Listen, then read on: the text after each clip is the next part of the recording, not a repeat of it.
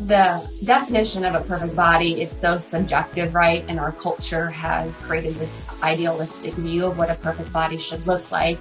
And there is a connection, I'd say an overlap between an optimal body composition, where people should be for optimal health, but then there becomes a point where leaner doesn't necessarily mean better.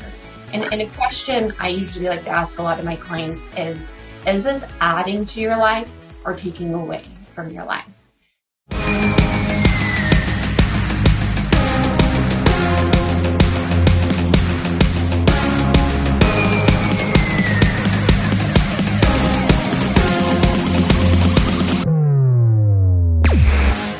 All right, what's up, everybody? Welcome back to the Best You podcast. Today, I'm super stoked to be joined by the one and only Rachel Scheer. Rachel, just want to start off by saying thanks so much for spending the time with me today. Nick, thanks so much for having me. I'm excited to be here.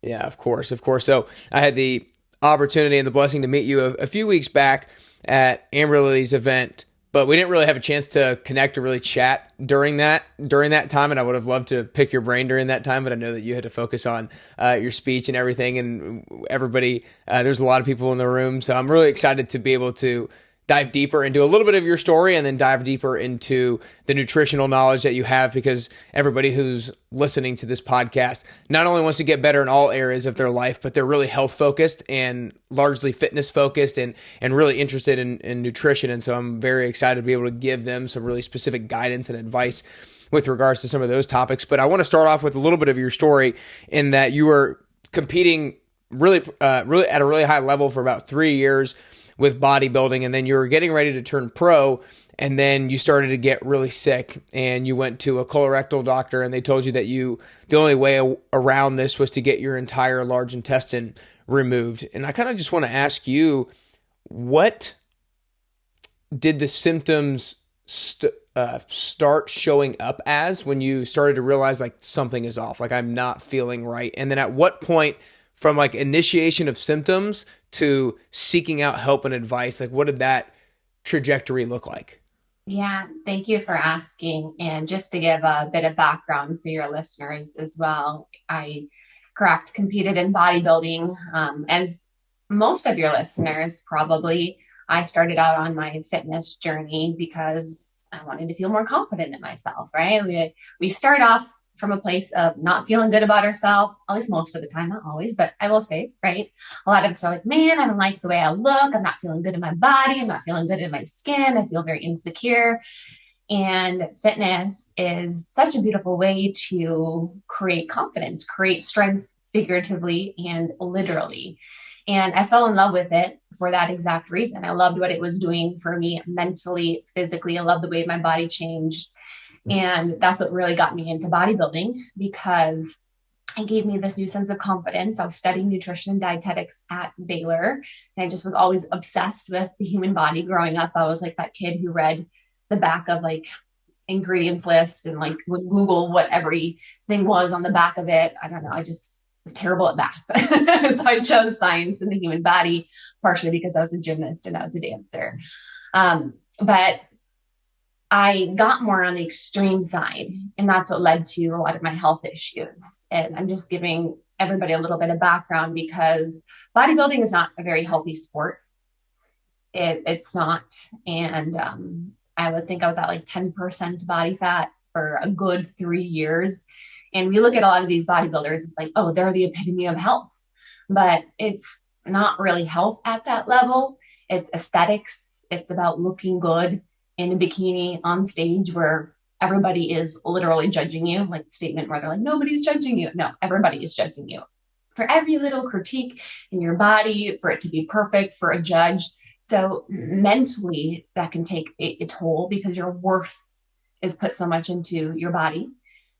And so like this whole thing that started out as me becoming more confident actually became an insecurity and a source of my worth a lot in my life. So, ultimately I pushed my body to the extreme side and maintained a suboptimal body composition that was not good for my hormones, my gut, and everything. Emotional stress too, with everything I just dove into about putting worth in our body, which so much of us do. Physical stress, overtraining, and eventually my body just gave out on me and started to deal with a bunch of gut issues, was chronically bloated. I would literally look 6 months pregnant because of how bloated I was. And I didn't have any menstrual cycle anymore. My thyroid plummeted. So just like you said, I went to the doctor and they did all the different scans, MRI and CT, because my major issues were my gut. Couldn't go to the restroom anymore. I was very constipated, which is like, I feel like I can just talk about that openly now, which before it was like, oh, I don't want to talk about that. That's embarrassing. I swear on every podcast now, everyone knows I was constipated. I swear. But, to really get to kind of the rock bottom of this was I stopped being able to use the restroom at all. And I was handed from doctor to doctor. I was given all of these false diagnoses. And when I say false diagnoses, I mean like label type diagnoses like IBS, irritable bowel syndrome, and given laxatives. I was given an antidepressant because of how depressed I was. And it's like, well, duh, I was depressed. And birth control for my hormones and thyroid medication. And that's when I was then sent to a colorectal surgeon because I just continued to get worse and worse, where they then said, hey, instead of, taking all these laxatives, which you're probably going to have to do for the rest of your life. And I was at this point where I was having to do an enema now to even use the restroom. Like, I know, not very cute or sexy, but that's the reality of it. That is suggested I just get my whole urgent testing taken out.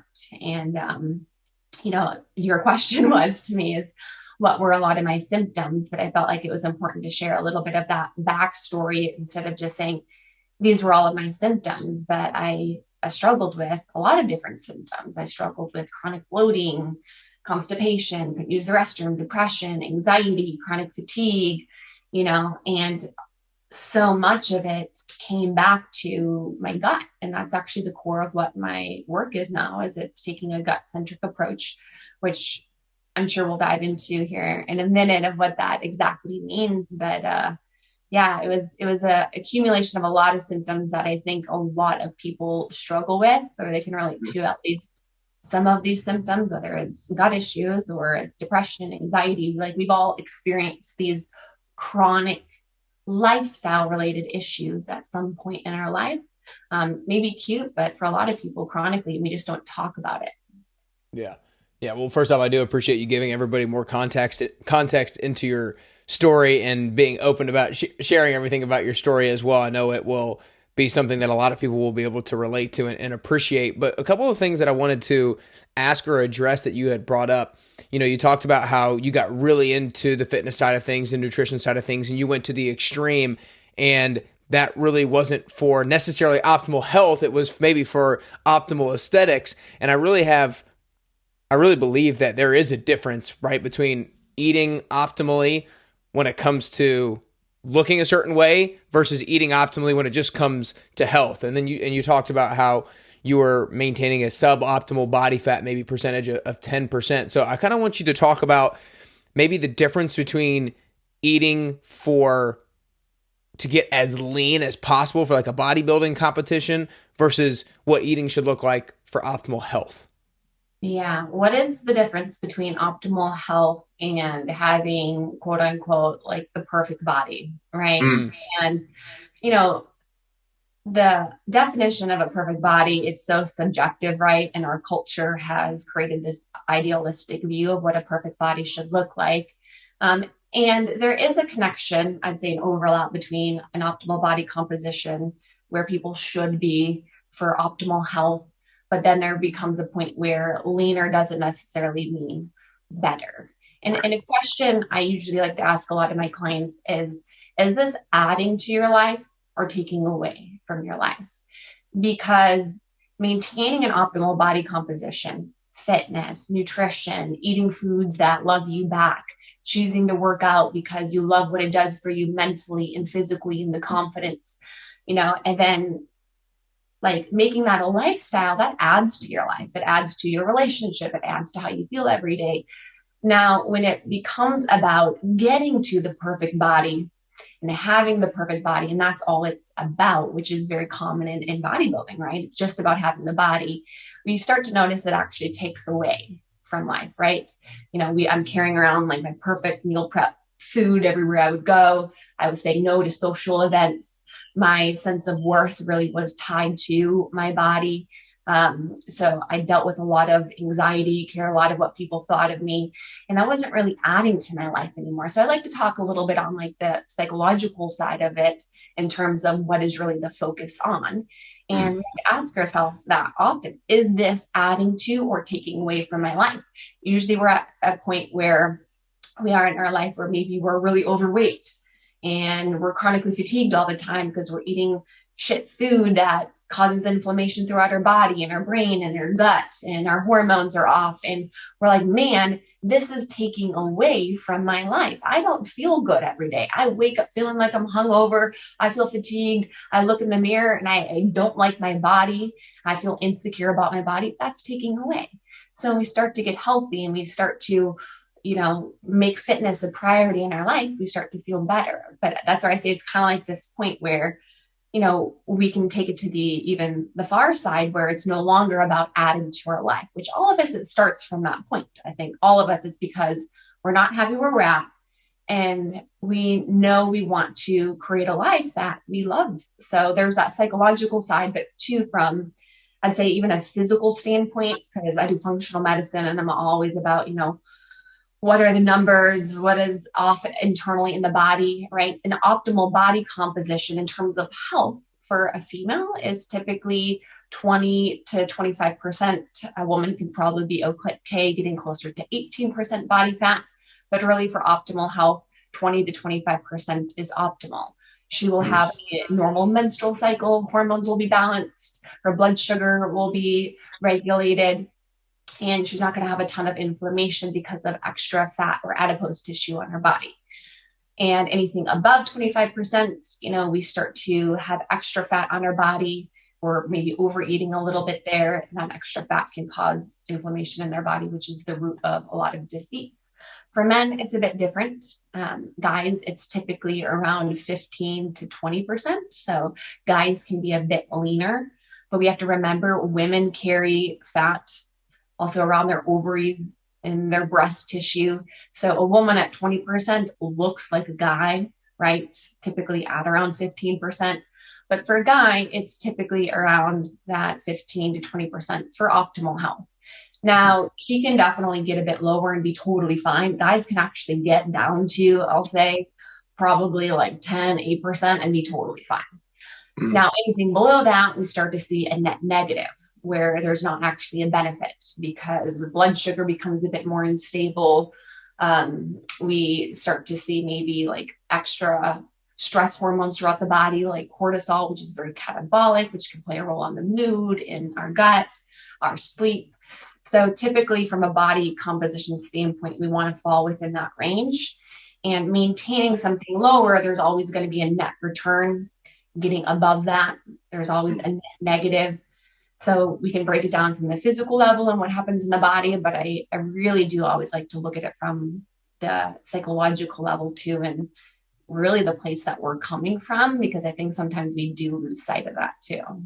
Yeah, no, that's so great. I appreciate you getting specific into the numbers and the reasoning behind that, because I know that I work with so many females, and if they step on a body composition scale, an in-body scan, a DEXA scan, whatever it is, and they see a body fat percentage pop up, they have zero context and they see a number in the 20% and they just, for whatever reason, think that's high.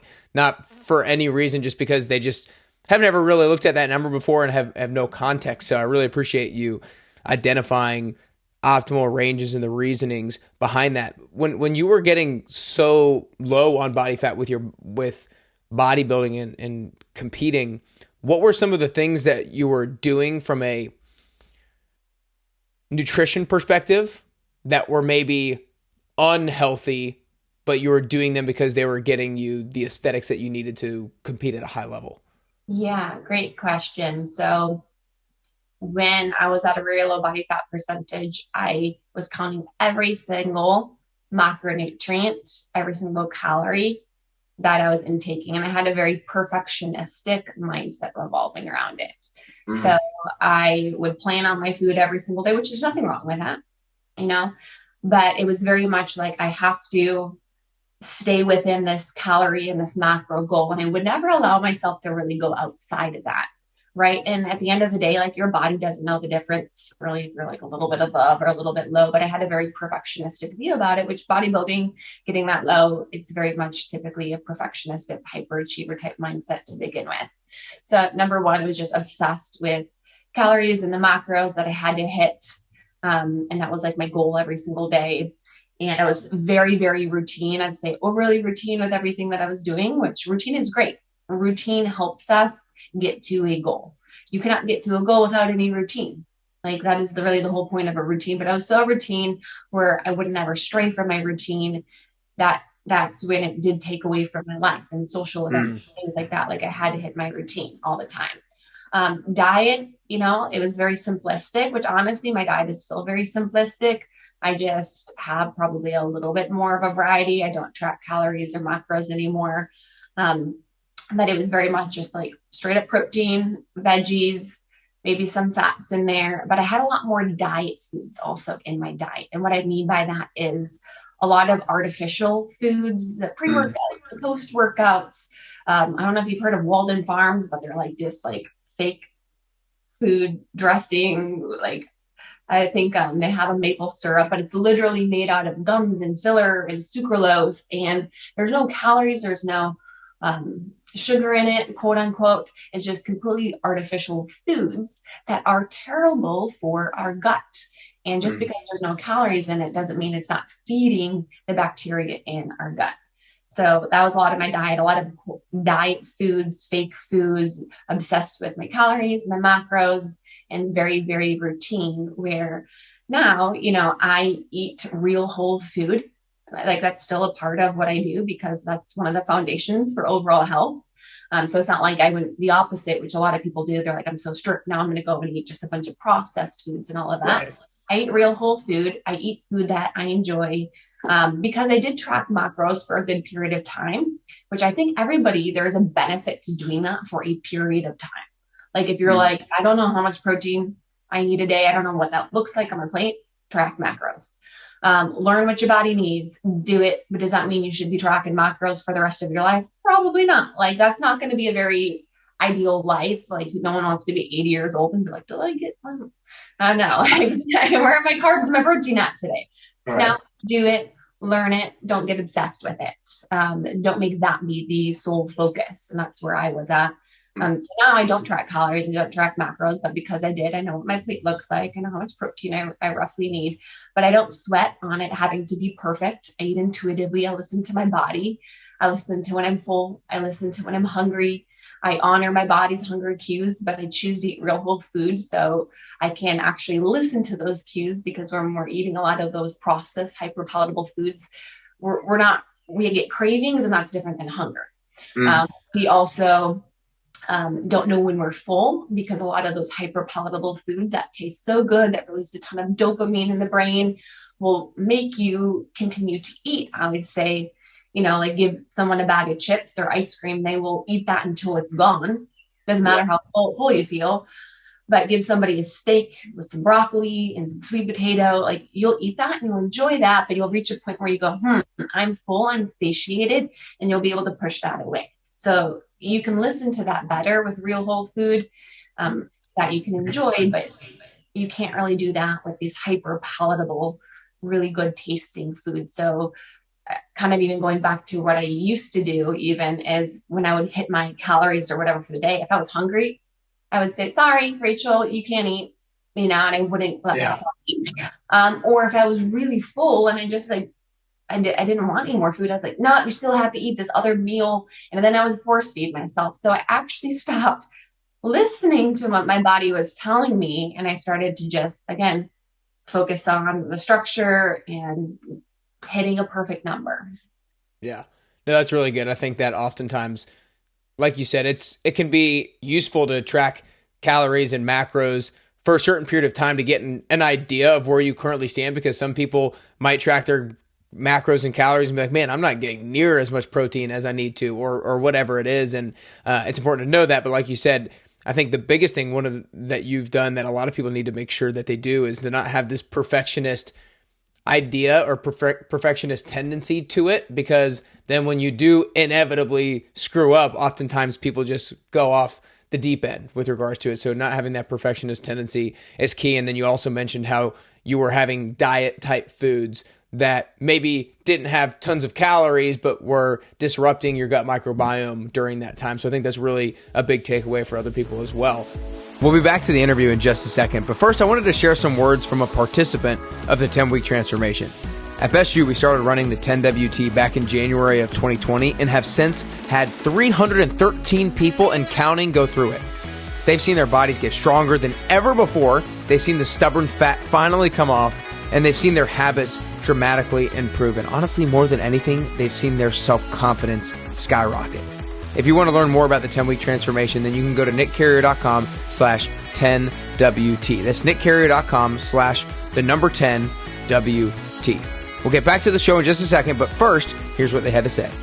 I started the 10-week transformation purely out of FOMO from some of my workout buddies wanting to do it, and I didn't want to be left out. I didn't really go into it with a plan, but once I completed my first session, I came out of it with so many different positive impacts that it had on my life that when I went into the second and the third, I had even more goals that I wanted to accomplish.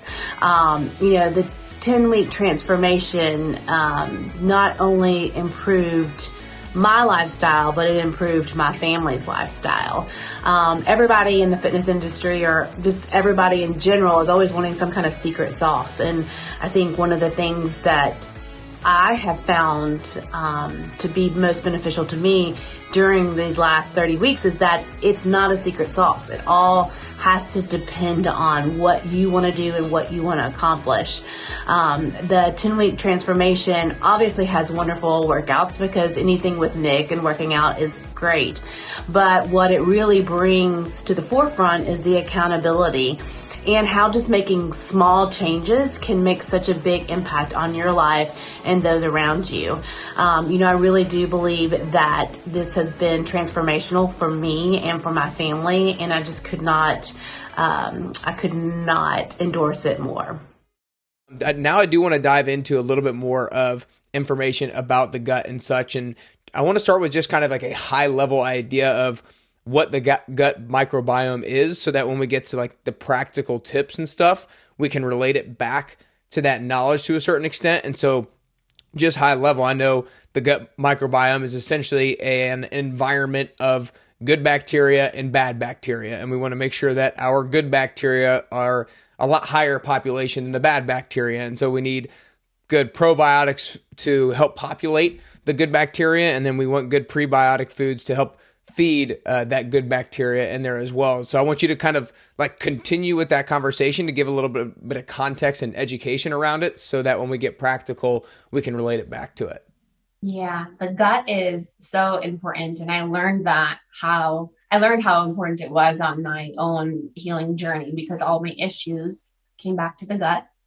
And the root causes were all of the lifestyle related issues that caused my gut to be off. And our gut responds to the food we eat, to our stress, because our gut and our brain are very interconnected, and it responds to our environment. So it makes sense as to why our gut tends to get off first, but our gut actually influences all the other systems in our entire body. We have an entire army of bacteria that lives in our gut. We actually have more bacteria in our gut than we do cells in our entire body. We have trillions of bacteria, and all of the bacteria in our gut is what we call our microbiome. And those bacteria, they're not just dormant, they're not just hanging out.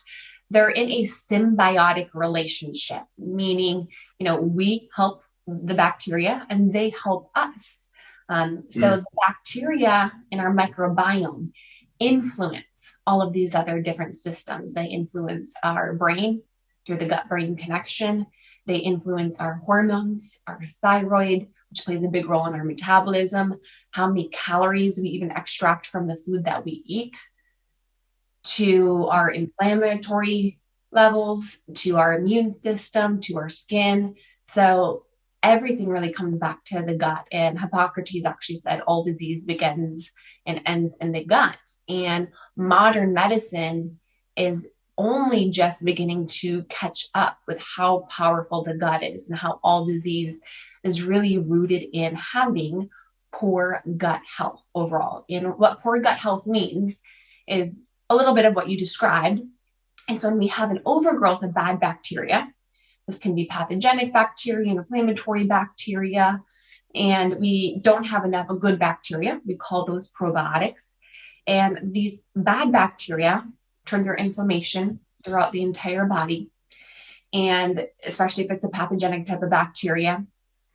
But also they disrupt a lot of the other different systems in our entire body. They also have shown a connection between low diversity in the gut, meaning not a lot of individual different types of strains of bacteria that live in our gut has been connected to a lot of different metabolic issues, type 2 diabetes, cardiovascular disease, Alzheimer's, dementia. So even, mental health issues, obesity, the list goes on, all because of the bacteria that reside in the gut. So when I actually started to do these gut healing protocols on myself, right, I had these hormone issues, and I had, thyroid issues, and I had skin issues, and I had depression. Everything started to improve by healing my gut. Well, how did I heal my gut? There was certain protocols I had to do. It wasn't just taking a probiotic. It wasn't just, eating more prebiotics or fermented foods. Like, those things are great, but I had to address what caused my gut to become off in the first place. So 3 stressors: emotional stress, dietary stress, and it can be environmental stress. That is really the root of all disease, can be stemming from those. And it's different for each person. But that then led to my microbiome becoming off, an overgrowth of bad bacteria. And this bad bacteria actually, the bacteria ferment on the food that you're eating. So I always give the analogy, if you've seen how bread is made, where we have yeast and we give that yeast sugar, and then the yeast ferments on the sugar and the bread rises. That process happens in our gut. So when you have an overgrowth of bacteria, or even something called SIBO, small intestinal bacteria overgrowth, we get an over fermentation of this happening. So that's what leads to all of the bloating. I have bloating, and the bacteria then produce these different types of postbiotics and inflammation that then impact, again, all of these other systems. And especially if you have something called a leaky gut, which is when our gut lining has been broken down, because our gut lining is only 1 cell layer thick. And that can happen because of stress, cortisol. Chronic high levels of cortisol can break the gut lining down. Poor diet, an inflammatory diet, the standard American diet, right, full of a bunch of inflammatory foods, processed foods. The gut lining breaks down, and now we get bacteria, foods, toxins leaking into the bloodstream and triggering a full body immune and inflammatory response. And there's even studies that have shown when we have a leaky gut, we have even a breach in our blood-brain barrier, which now affects our neurological health. So we actually literally get a leaky brain, which now impacts our mental health, our mood. Brain fog is actually a huge symptom of having a leaky gut. So typically poor gut health comes down to overgrowth of bad bacteria, low diversity, not enough of good probiotics, and sometimes some leaky gut that we see there, all from a byproduct of our lifestyle. And then further impacting all these other systems: hormones, thyroid, adrenals, brain. And I can elaborate a bit more on how it impacts those as well. Yeah, for sure. So it sounds like if somebody is listening and they're thinking, man, I think I might have a gut issue. I'm not really sure, but maybe I need to evaluate the different emotional stressors that I'm having in my life, the different environmental stressors that I'm having in my life, then the physical things like the movement, the nutrition. Is that a pretty kind of good overview of like the bases that somebody could look at when it comes to trying to identify what might be causing a potential gut issue? Yeah. So if you're someone who has gut symptoms, meaning you have chronic bloating, constipation, diarrhea, or you have non-gut symptoms that can actually be traced back to the gut: depression, anxiety, brain fog, nervous system dysregulation, all of that's typically traced back to the gut.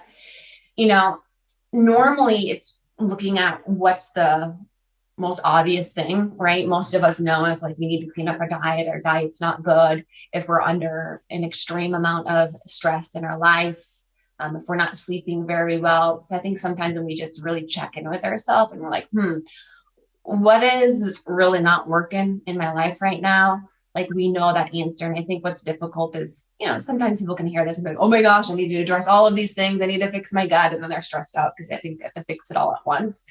No, and my journey didn't work that way. It was addressing one thing at a time. For some people, it's starting first with their nutrition. I need to cut out all of these processed foods. I need to get rid of like all of the diet foods. I need to start eating real whole foods. I want to add in some prebiotics and probiotics, and I want to start there. Awesome. You could be someone else listening to this and think like, wow, I'm under a ton of emotional stress right now. I'm not sleeping. That's your answer. Whatever comes up for you, like that's what you want to start on first. So it's not feeling like you have to fix everything all at once.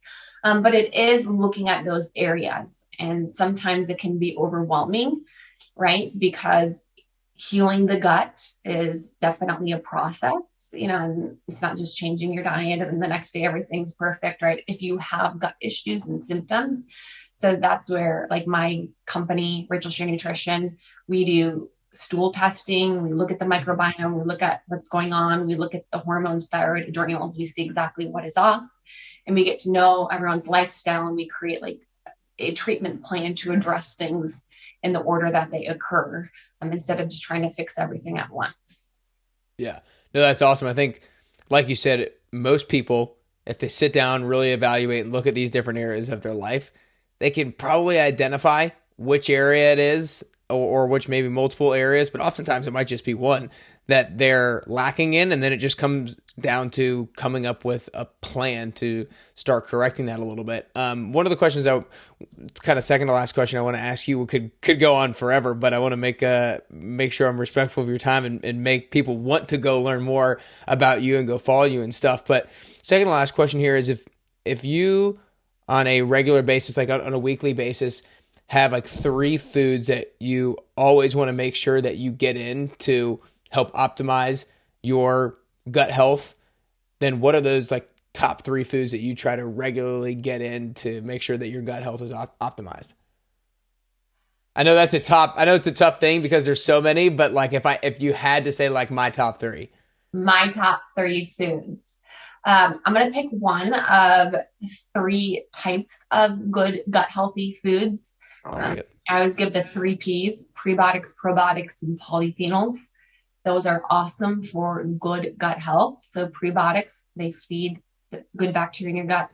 Probiotics, they are fermented foods that have bacteria. And then polyphenols are a type of food that has an antioxidant in it. It's what gives fruits and vegetables their bright colors typically. So you see them a lot like blueberries and beets and sweet potatoes, purple carrots, and they're great for the gut health. They work like a prebiotic. So I would say prebiotic, that's my favorite. I eat right now because I can't say like I have like a number one favorite. I'm a big leafy green fan though. I eat a ton of arugula.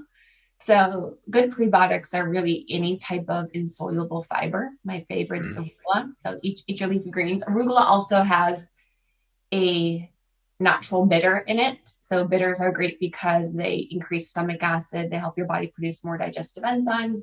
So that's why you can think of the flavor of arugula. It has like that bitteriness, and your tongue probably starting to salivate just as a byproduct of thinking of something bittery. Yeah. And it's producing more enzymes. So bitters are great, and I love getting it from arugula. Also a great prebiotic. Probiotics, I would say sauerkraut. I have this beet sauerkraut that I'm obsessed with right now, and I actually had some this morning with my eggs. So sauerkraut is a fermented cabbage. For some people, raw cabbage can actually make them bloated because there's a lot of fiber in it. And sometimes too much fiber can actually cause a bit more bloating because it's fermentable to gut bacteria. But sauerkraut has been pre-fermented by the bacteria. So a lot of the fiber's already been broken down and it has a lot of good bacteria. And I just like beets. So you have a beet sauerkraut? Tell me that. I've never heard of this. It's like hot pink. Huh. Is it a sauerkraut that's been like fermented with beet juice or what? Like what is it? I think it's beet juice. I haven't looked into the process. I just know Yeah. it's sauerkraut and it's hot pink. Wow. Probably should look into the process. Yeah, I might have to look. Where do you get that from the grocery store? Or you order it at Whole Foods? Whole Foods. Whole Foods. I'm gonna have to look into that next time I go. Interesting, because I know how healthy beets are, but it's so hard for me to eat them. I just don't. I like most things, but beets are hard for me to swallow, or hard for me to put down. But Yeah. I love beets. but this has been. Salads. Say that again. And beets are good if they're cold, chopped up and in a salad. If they're Yeah. like hot and you're just eating them like an apple, I'm just kidding. Yeah, right. I guess gross. Oh man, that's amazing. But this has been so amazing. I hope you guys have been like taking notes and Wait, I hopefully did my coming. third one. I have to Okay. say my food. Oh yeah, polyphenols, I right? did too. My polyphenol. I can't not say the third one. The third one, polyphenols, blueberries for sure. Blueberries are what I have every day with breakfast with my eggs and my beet sauerkraut. But I will say my favorite is dark chocolate and matcha green tea. Those are great sources of polyphenols as well. Those ones are my favorite, but I just can't say the best for gut health is chocolate. Yeah. But it is good. A little bit of dark chocolate, 90% dark. So let's just stay there for a second. What are the benefits of dark chocolate? I know you said just polyphenols, but is there more than just that? The main I really know a lot about and could probably talk about is the polyphenols in dark chocolate overall, really good.